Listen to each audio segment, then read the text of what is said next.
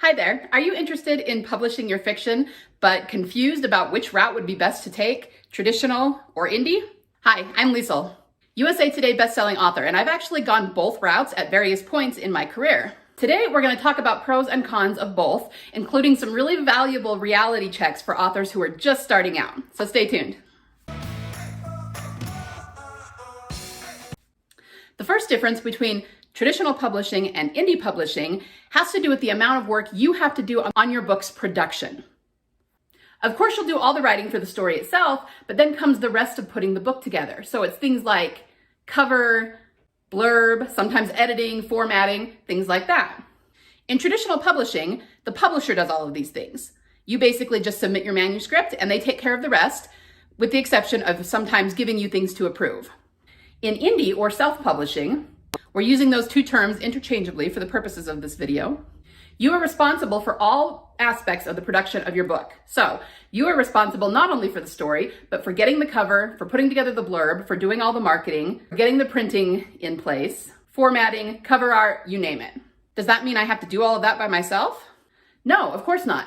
You can do it yourself, which means you'll need to learn those skills so that you're doing them professionally. But the other option is that you can hire them out to professionals who already know how to do it. So pay a cover artist, pay someone to format for you, learn marketing tools you need to sell your book. The point is simply that you are in charge of all aspects of the book's production rather than handing it off to a publisher. The second difference between indie publishing and trad publishing has to do with the percentage of royalties you keep. Of course, this is going to be different in most situations. But with indie publishing, you generally get to keep more of your royalties. Depending on your price point and exactly which platform we're talking about, Amazon's going to be different than Kobo, which is going to be different than Barnes & Noble. It is possible for you to keep upwards of 50% of your royalties. If you're in the right price range on the right platforms, sometimes it's 70 to 90%. Let's contrast that with traditional publishing. Again, this is going to be different depending on what publisher you're with and what your contract says. But it's actually not uncommon for traditionally published authors to keep less than 25% of their royalties.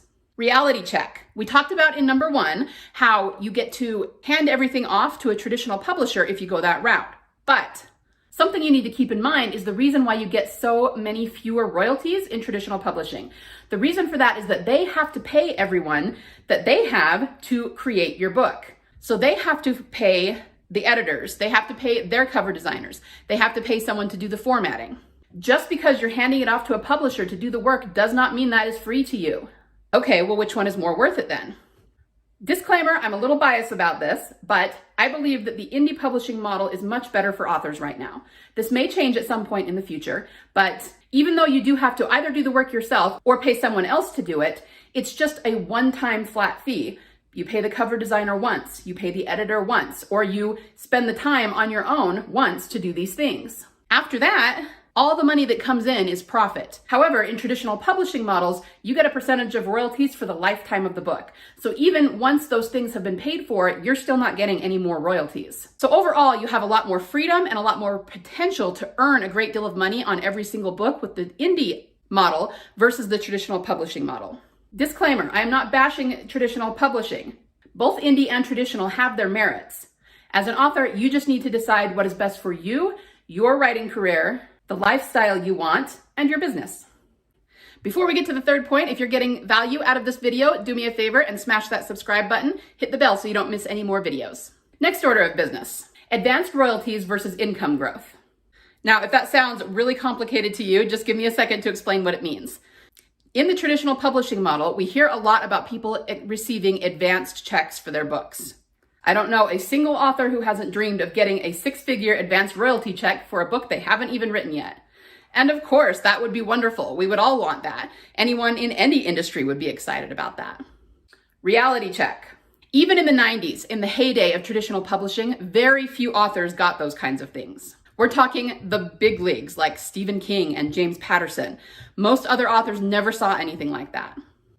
And there have been several articles in the last few years that have gone viral in our space because they were about authors who actually did hit it big, got that 6-figure royalty check, but guess what? It never earned out. What does that mean, earning out? It means that they didn't sell enough books to cover the royalty check. Now, most of the time, they won't get chargebacks on that amount of money, But once that money's gone, it's gone. And if it's not earning out relatively quickly, the publisher will stop pushing it and may not take another book from that author. So you can see the problem. One check like that would be amazing, but it can get spent really quickly and then you can be out of income again. Okay, but why didn't it earn out? Don't publishers know how to sell their own books? Reality check. Again, I'm not bashing traditional publishers, but what you just said, yeah, kind of true. The fact is, most big corporations, academic institutions, those kinds of places, they tend to be a few years behind the times. I mean, our 12-year-olds are better than we are on the internet, right? Well, large corporate entities, including traditional publishers, tend to be a few years even behind us. Which means, yeah, sometimes they don't know how to sell their own books very well. They do know how to sell, but just not the best practices that are going to guarantee they sell. And this is what you might be looking at as a possibility if you go the traditional route. On the other hand, if you go indie and learn how to sell your book the right way, you have potential for exponential income. Books can make money year over year over year, and you can make tweaks where you need to the marketing, such as replacing covers, updating the blurb, anytime you need to make that book sell.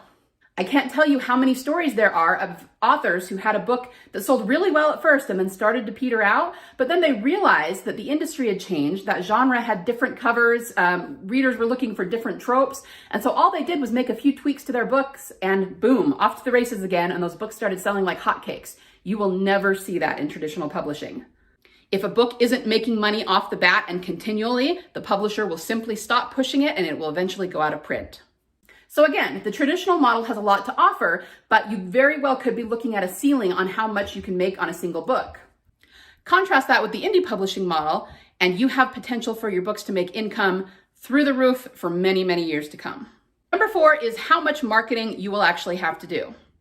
Most authors believe if they hand their books off to a publishing company, they will not have to do any marketing for it. So we're heading back to that point number 1. Reality check. This is not the case. We tend to believe this because back in the heyday of the traditional publishing model, it was common for these publishers to put together book tours and book signings and all that sort of thing for the authors they signed. However, this did not happen for all authors. It did not even happen for most authors. It happened for perhaps the top 1% at most. So again, we're talking about those big household names. Stephen King, Mary Higgins Clark. These are the people that this happened for. But if you weren't already selling as well as they were selling, this didn't happen for you back in the traditional publishing days. Guess what? It's not going to happen for you now. No matter whether you self-publish or traditionally publish, you as an author have to do the exact same amount of marketing for your book. So I want you to really think about that. If you're doing all the marketing anyway, shouldn't you keep more of the royalties over time? Just something to think about. Number 5, what you're allowed to write. Traditional publishers tend to make judgment calls about what will or might sell in the market, which means that they're going to turn away a lot of a particular genre if they don't think that that is a smart business decision for them. Once again, I am not bashing traditional publishers. They're putting a lot of risk into the authors that they take on, and they're going to be putting a lot of money into these books. So they have to be sure that these books are books they believe have the highest chance of selling. Like I said, it's just a business decision. But because of that decision, in the years before the indie revolution, there were dozens of smaller genres that traditional publishers refused to publish. Sometimes it was because of content, like erotic content, but sometimes it was just because that wasn't mainstream and they didn't believe they would sell enough to make it worth it for them. My point is that now there are dozens, if not hundreds, of niche genres where readers are hungry for books that the traditional publishing companies just aren't giving them. So if you go the traditional publishing route, you will be at the mercy of the publisher in terms of what you're allowed to publish. If you go the indie route, you can publish anything you want, any genre you want, and you will be able to find an audience for it simply by using genre and tropes and learning how to market. Will that affect you? Tell me in the comments what genre you write. 6th, but certainly not least, how often you can publish. In the same way traditional publishing companies always had final say over what was published, they also had final say over how often an author could publish. Generally, they don't let their authors publish more than once per year. Nothing wrong with that in general, but if you can publish more books than one in a year, you can make more money in a year. And especially because we don't have the big push that a lot of traditionally published authors had in the 90s, we kind of need to build our backlist faster. I mean, let's face it, if you have 2 books, you're going to sell more than if you had 1 book. If you have 20 books, you're going to sell a lot more than if you had 2 books. So publishing as often as possible, while still retaining the high quality of our books, of course, is very important to building our fiction empire. And we're definitely going to have a lot more freedom to do that with indie publishing than traditional publishing. So which model do I favor? I'll tell you, but first, if you want more help with these things, especially with implementation of indie publishing, check out my Fiction Author Business Academy. The link is in the description, and I teach everything from how to write quickly and efficiently, build your backlist quickly, email your subscribers, write transformational stories, and all the marketing stuff step by step. So, which one do I favor? As I said, I've done both at various points in my career, but currently I am fully indie. And the reason for that is that as the digital revolution has unfolded, traditional publishing contracts have gotten worse, for lack of a better word, for authors. Again, I'm not saying that any of the traditional publishers are bad by any means. They definitely have their merit, and if that's the way you want to go, then go for it. Just know the pros and cons and what you're getting into. But for me, I prefer to have more freedom over my books, more potential to earn more money over time, and, I'm kind of stubborn. I don't like to be told what to do. So there you have it. I hope this video brought you some value and clarity on the subject of traditional versus indie publishing. If you are a fiction author or are interested in becoming one, or just want to know more about fiction writing and indie publishing in general, make sure and smash that subscribe button, like this video, hit that bell so that you don't miss any future ones. Go forth and see what amazing stories that big, beautiful brain of yours can come up with. And remember, there is always a market for awesome. Bye.